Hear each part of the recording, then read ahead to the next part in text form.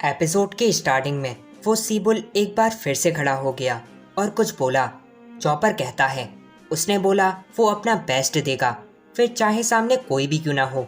और इस सब के बाद वो तेजी से आगे की तरफ जा रहा था, पर तभी वो एक दीवार से टकरा गया।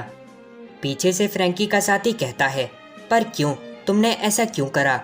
जिसे देखकर चॉपर बोला, नहीं, ये उसने खुद से नहीं करा, बल्कि उसने बोला वो अब नहीं देख सकता।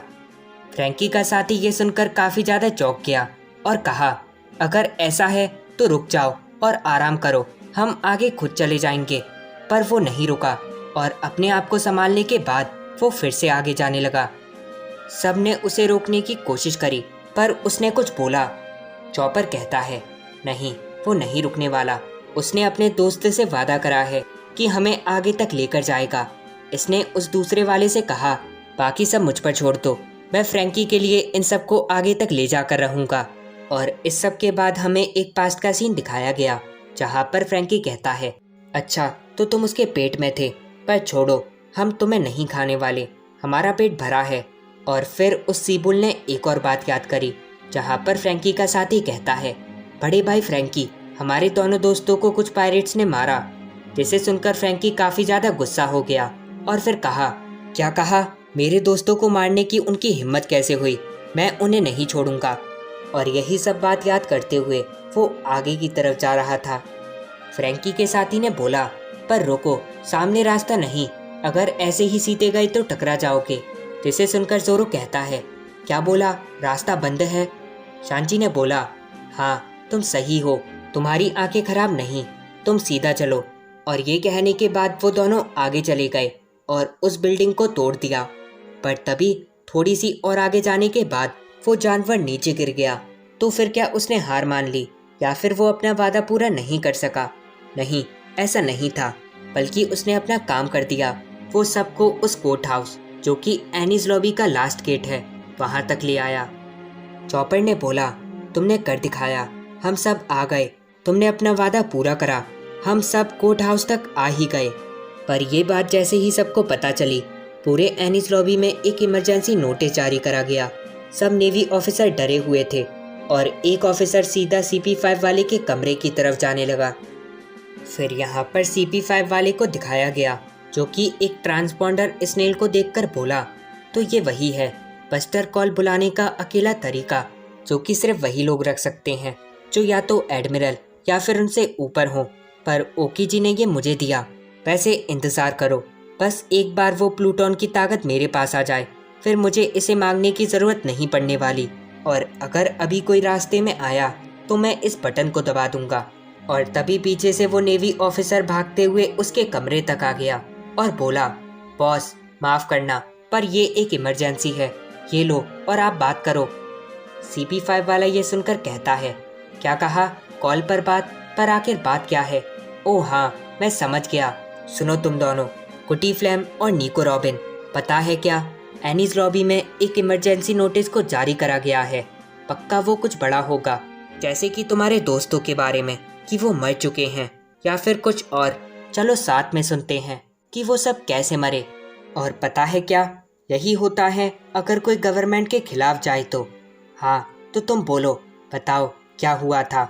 और हाँ, एकदम साफ साफ बोलना और तेज आवाज में।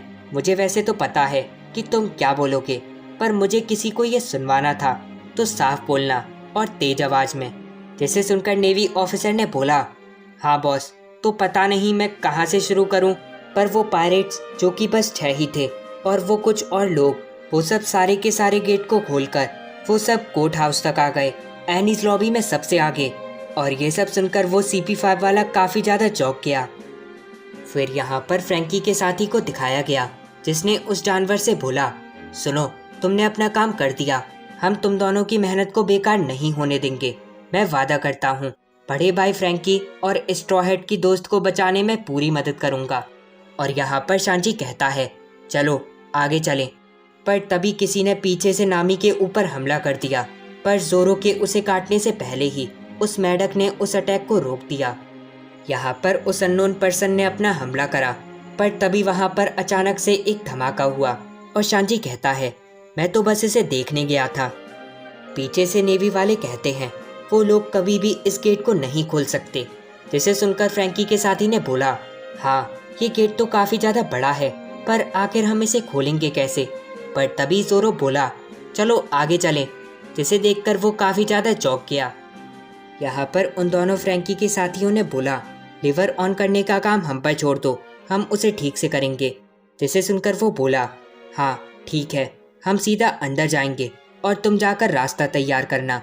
और ये सब कहने के बाद वो सब अलग अलग हो गए। फिर यहाँ पर उस CP5 वाले को दिखाया गया जिसका मुंह अभी भी खुला का खुला ही था, और उस नेवी ऑफिसर ने बताया पूरा का पूरा एनीस लॉबी बिल्कुल तबाह हो गया है। और हाँ, ओहिमो और काशी वो भी पायरेट्स की तरफ चले गए। 2000 से भी ज़्यादा लोग मारे गए, और मंकी डी लूफी उसने तो अकेले ही 1000 लोगों को हरा दिया। और ये सब सुनते ही वो भागकर ये सब देखने के लिए जाने लगा। यहाँ पर उस नेवी ऑफिसर ने बोला, एनीस लॉबी के इतिहास में पहली बार कोई पायरेट ग्रुप इतना अंदर तक आ गया। हम सब ने सब चीज ट्राई करी पर अभी तक कुछ भी नहीं कर सके। फिर यहाँ पर लूफी को दिखाया गया जो कि वापस आ गया और बोला, तुम तो बुरे हो, तुमने मेरा चेहरा ही बदल दिया, पर हाँ अब टाइम है इस सब को खत्म करने का।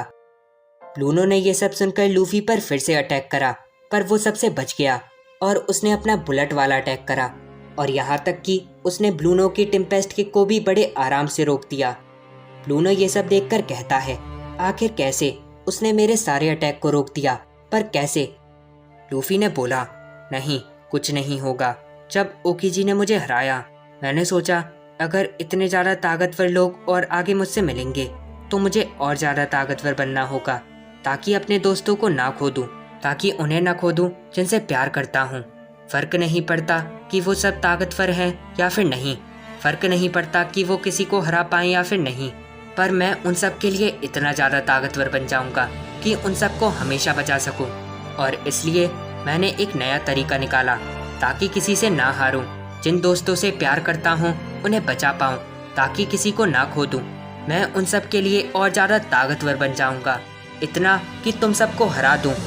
ये है सेकंड गियर।